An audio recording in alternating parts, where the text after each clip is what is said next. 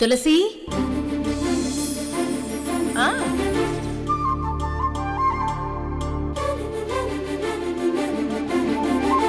కొద్ది రోజులుగా తనేంటో నాకు అర్థమైపోయింది. బైక్ మీద వెనక కూర్చునే అర్హత వాళ్ళమ్మకి, ఆ తర్వాత నీకు మాత్రమే ఉందని నన్ను నెట్టేశాడు తెలుసా. అలాంటి జెంటిల్మెన్ని నువ్వు మిస్ అవ్వటం నిజంగా నువ్వు అన్లక్కీయే. అయ్యో, అవన్నీ ఇప్పుడు నీకెందుకు గుర్తు చేయటం? I'm very sorry. నువ్వన్నట్టు జ్యోతి ప్రేమ విషయంలో నేను అన్లక్కీ. కానీ నువ్వు తలుచుకుంటే లక్కీ పర్సన్ కావచ్చు. లక్ష్మి, ఏమన్నావు? నేనేమి తప్పు సలహా ఇవ్వట్లేదు. ఇందులో అసలు ఎలాంటి తప్పు లేదు. అమ్మను అపురూపంగా ప్రేమించే కొడుకు తనకు భార్యగా వచ్చే అమ్మాయిని చాలా గొప్పగా చూసుకుంటాడు. అలాంటి భర్త దొరికితే భార్య మరి లక్కీయే కదా.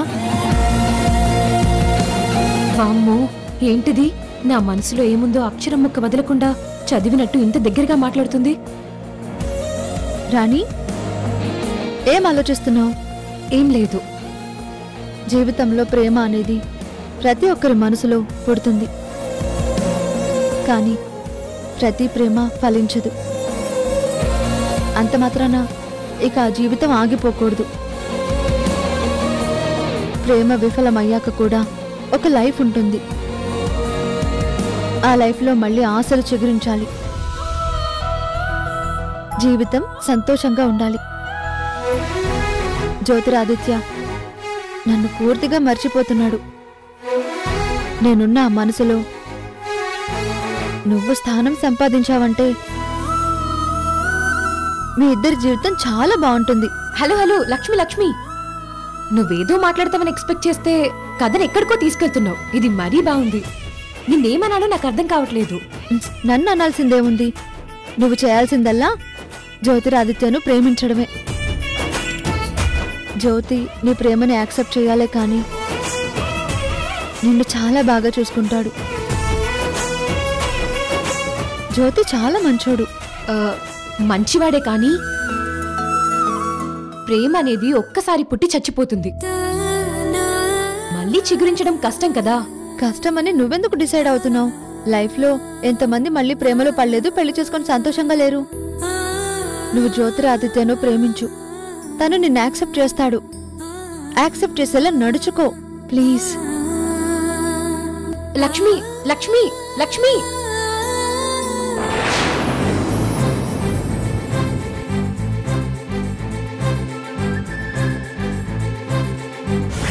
ఒక అమ్మాయికి ఒక అబ్బాయి మంచితనం, అతని చేతలు మాటలు అవే గుర్తుకొస్తుంటే దాని అర్థం ఏంటి అని అడుగుతున్నాను. ఇంకేమంటారే, ప్రేమ అంటారు. ప్రేమ అలా పదే పదే గుర్తుకొస్తున్నాడంటే నువ్వు అతని ప్రేమలో పడిపోయినట్టే.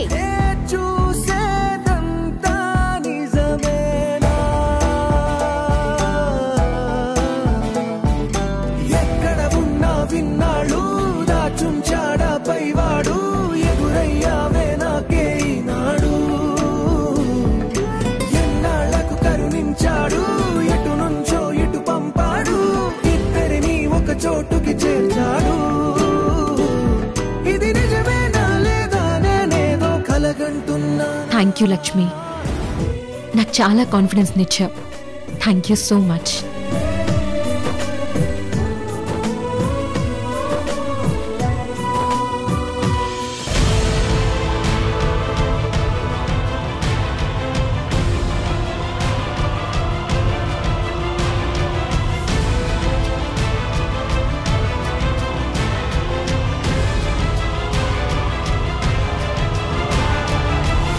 జ్యోతి,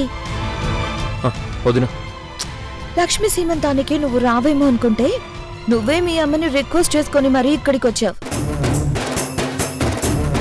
కానీ నువ్వు మారేవంటే, లక్ష్మిని ప్రేమించడం పూర్తిగా మానేశావంటే నేను నమ్మను జ్యోతి. మనసులో చాలా పెయిన్ ఫీల్ అవుతూ పైకి నవ్వుతూ కనిపించడం అంటే అంతకంటే నరకం మరొకటి ఉండదు. నిన్ను చూస్తుంటే నాకు చాలా బాధేస్తుంది జ్యోతి. నేను మీ అన్నయ్య ఈశ్వర్ ప్రేమించే పెళ్లి చేసుకున్నాం. ఆ ప్రేమ మనిషిని ఎంత సంతోషపెడుతుందో, ఎంత కృంగతీస్తుందో నాకు బాగా తెలుసు. లక్ష్మిని పూర్తిగా త్యాగం చేశానని నువ్వనుకుంటున్నావేమో. అలా త్యాగం చేయడం అన్నది అంతా నటన. నువ్వు చాలా సఫర్ అవుతున్నావు. కన్నీళ్లు బయటికి రాకుండా లోపలే చాలా ఏడుస్తున్నావు. ఇక్కడ లక్ష్మిని చూస్తూ ఎందుకు నరకం అనుభవిస్తావు? ఇక్కడి నుంచి వెళ్ళిపో జ్యోతి. వదినా, లక్ష్మి మళ్ళీ నా జీవితంలోకి రావాలని ఇదివరకు కోరుకున్నాను. కానీ ఇప్పుడు నేను అలా కోరుకోవట్లేదు వదినా. లక్ష్మి సంతోషంగా ఉంటే చాలు. నువ్వెంత నరకం అనుభవిస్తున్నా పర్లేదు, లక్ష్మి బావుంటే చాలా. గొప్ప ప్రేమికుడివే. గుండెల నిండా బాధని బరువుని మోస్తూ పైకి నువ్విలా మాట్లాడుతూ ఉంటే నిజంగా నేను అప్రిషియేట్ చేయాలి. నిజంగా నువ్వు గ్రేట్ జ్యోతి. చాలా గొప్ప ప్రేమికుడివి. వదినా, లక్ష్మి మీద నాకు ప్రేమ ఉంది, కానీ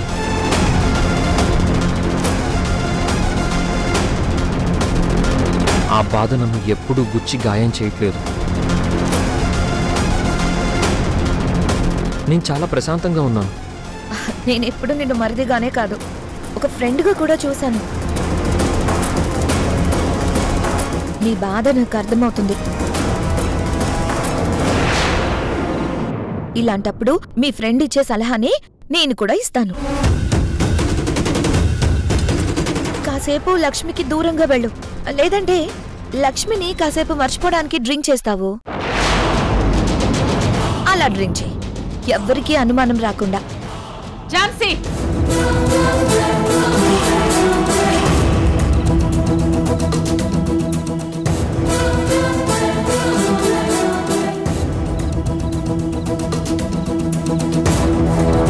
వదినంటే అమ్మతో సమానం. మరిది అంటే నువ్వు తనను ఒక బిడ్డగా చూడాలి.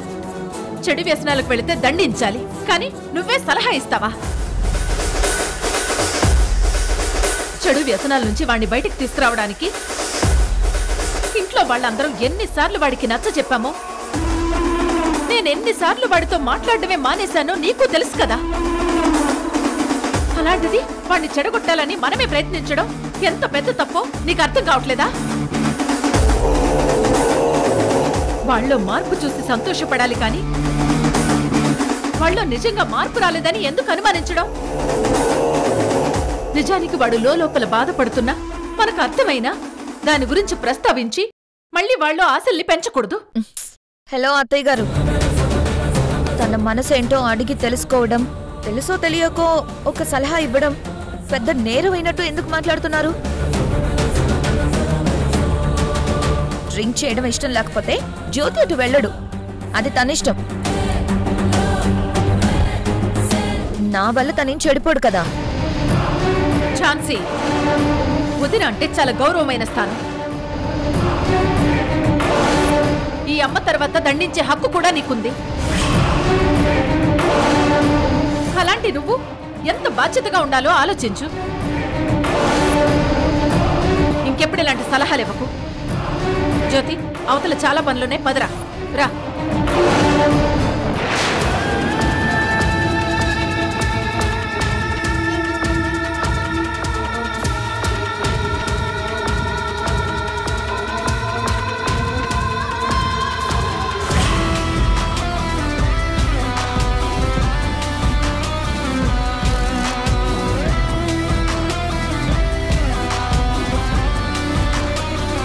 రేవతి, లక్ష్మి రెడీయా?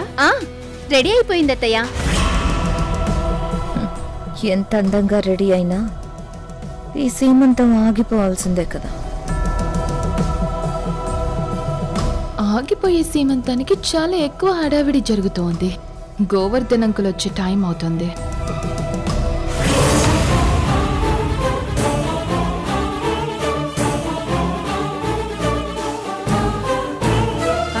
అన్ని ఏర్పాట్లు పూర్తయ్యాయి కదా. ఇక నేను వెళ్ళి నా మేనగోడలను తీసుకొస్తాను. అక్క, నేను కూడా వస్తానక్క. నేను కూడా వస్తాను అత్తయ్య. సరే రండి, తీసుకొద్దాం. ఇక్కడేదో కాంపిటీషన్ జరుగుతున్నట్టు ఒకరి మీద ఒకరు ఎగబడుతున్నారు. అంత పోటీ ఏంటో. నందిని మేడం, ఇది పోటీ కాదు, ప్రేమ. నందినిని మీరు మేడం అని పిలవడం మాకేమీ నచ్చట్లేదత్తయ్య. అవును కదా. అయినా ఈ రోజు నేను లక్ష్మికి మేనత్తగా వచ్చాను. నందినిని మేడం అని ఎందుకు పిలవాలి? అలవాట్లో పొరపాటున అలా పిలిచేశాను. నందిని, వెళ్ళి నా మేనకోడలను తీసుకొస్తాను. అలాగే తులసి, మోస్ట్ వెల్కమ్. ఈ రోజు ఈ సీమంత కార్యక్రమం అంతా నీ చేతుల మీదే జరుగుతుంది కదా, కానివ్వు. నేను జస్ట్ లక్ష్మిని బ్లెస్ చేస్తానంతే. అలాగే నందిని, ఈ మాత్రం అర్థం చేసుకుంటే చాలమ్మా. ఇక్కడ అందరి జీవితాలు హాయిగా సాగిపోతాయి. పదండి పదండి, లేట్ అవుతుంది.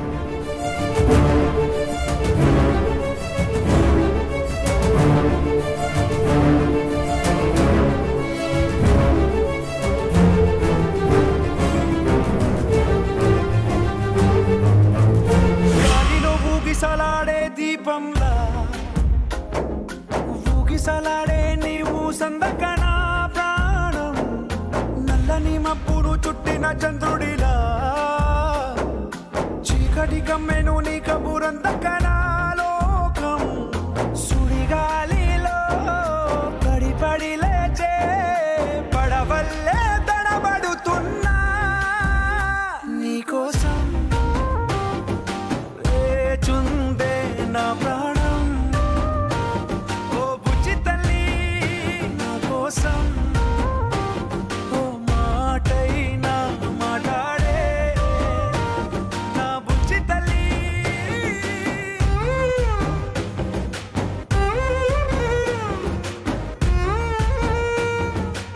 నీరు లేని చేపల్లే తారలేని నింగల్లే జీవమేది నాలోనా నువ్వు మాటలాడందే.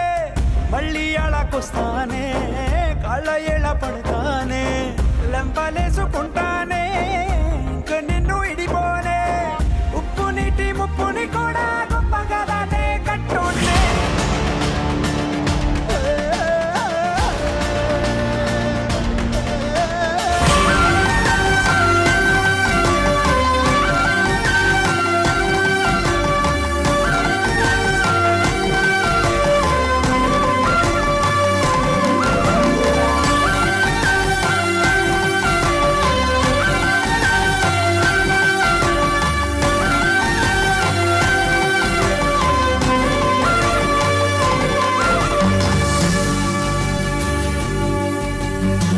లక్ష్మి, నా చేతుల మీదుగా నీ సీమంతం జరుగుతున్నందుకు నాకు చాలా సంతోషంగా ఉంది.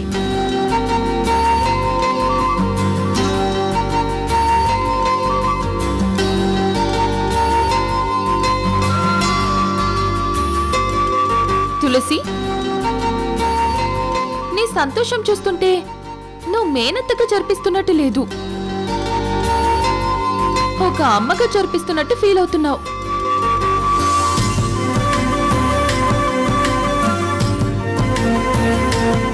మంచిదే కదా నందిని. నిజానికి మేనమామంటే తండ్రితో సమానం. మేనత్తంటే అమ్మతో సమానం. అమ్మాయి తులసి జరిపిస్తుంటే తప్పే ఉంది.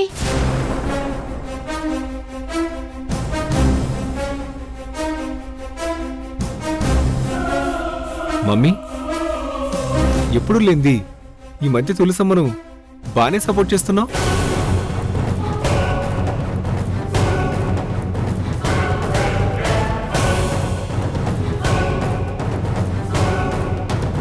లక్ష్మి ఇస్తున్న వరం అలాంటిది.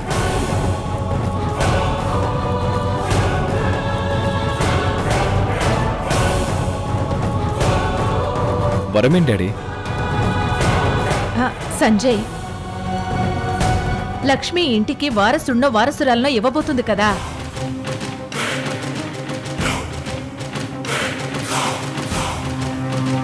మీ నాన్న అది చెప్తున్నాడు. ఓ అదా. ఈ లెక్కన సీమంతం ఎందుకు జరిపిస్తారో కూడా నీకు తెలియదన్నమాట. నా తమ్ముడికి ఎందుకు తెలీదు? అయితే చెప్పమని చూద్దాం. ఎందుకు జరిపిస్తారు సంజయ్? అది ప్రెగ్నెంట్ అయ్యాక కొన్ని మంత్స్కి ఇలా శ్రీమంతం చేయిస్తారు. చేస్తారు. ఎందుకు చేస్తారని అడుగుతున్నాను. అది బ్లెస్సింగ్స్ కోసం. కాస్త దగ్గరగా సమాధానం చెప్పావు కానీ పూర్తిగా అయితే నీకు తెలియదని అర్థమైపోతుంది.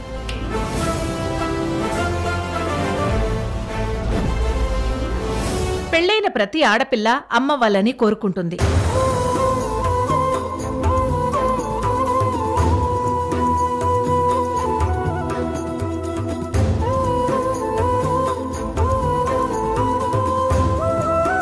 అలా అని కోరిక మాత్రం ఉంటే సరిపోదు. ఆ కోరిక నెరవేరాలంటే చాలా జాగ్రత్తలు పాటించాలి.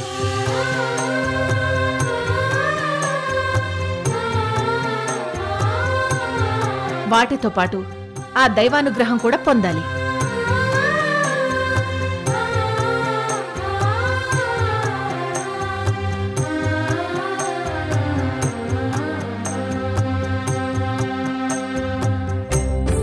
గర్భదోషాలేమైనా ఉన్నా పూర్తిగా తొలగిపోయి పుట్టే బిడ్డ పూర్తిగా ఆరోగ్యంతో పుట్టాలనేసి ప్రాణాలు పణంగా పెట్టి ఒక ప్రాణాన్ని ఈ భూమి మీదకు తీసుకొచ్చే తల్లికి సుఖప్రసవం జరగాలని ఈ సీమంతం జరిపిస్తారు.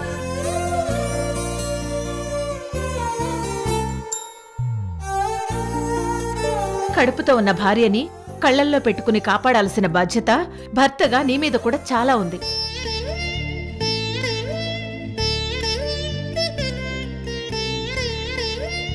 నీకెన్ని పనులున్నా తనకు అందుబాటులో ఉండడమే ముఖ్యం. ఈ విషయం నువ్వు మర్చిపోకు. బాగా అర్థమయ్యేలా ఇంత బాగా చెప్పాక లక్ష్మి విషయంలో నా కేరింగ్ ఇంకా చాలా బాగుంటుంది. థ్యాంక్స్ తులసమ్మా.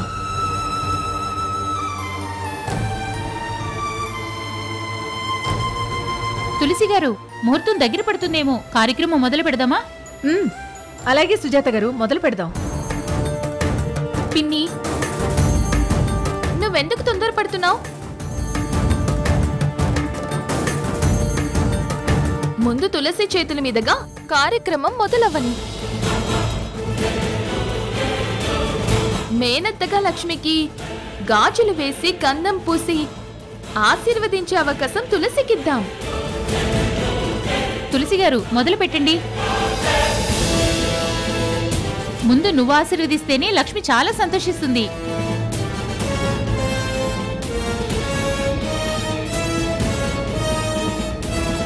ఈలోపు గోవర్ధన్ అంకుల్ వచ్చి గొడవ చేస్తాడు. నాకు నందినికి కావాల్సింది అదే కదా. అందుకే నందిని కావాలని తులసితో అంత తీయగా మాట్లాడుతుంది. ఇంతకీ అంకుల్ ఇంకా రాలేదేంటి?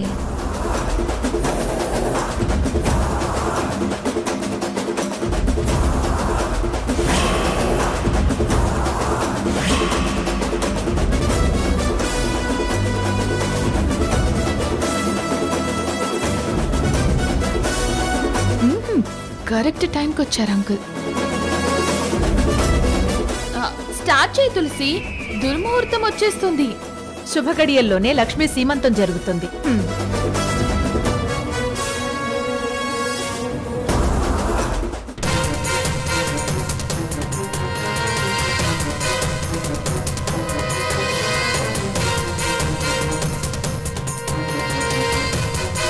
తులసి,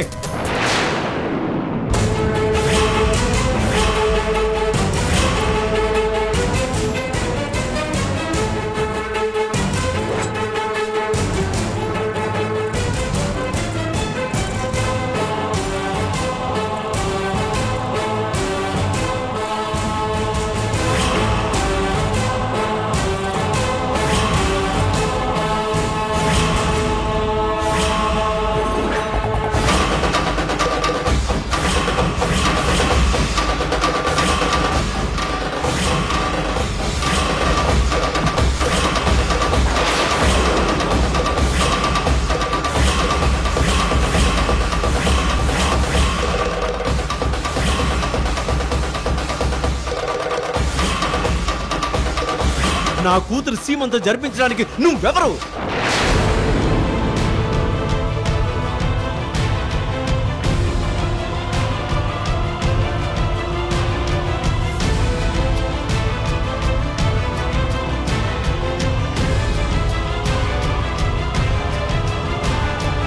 అసలు నువ్వెవరు?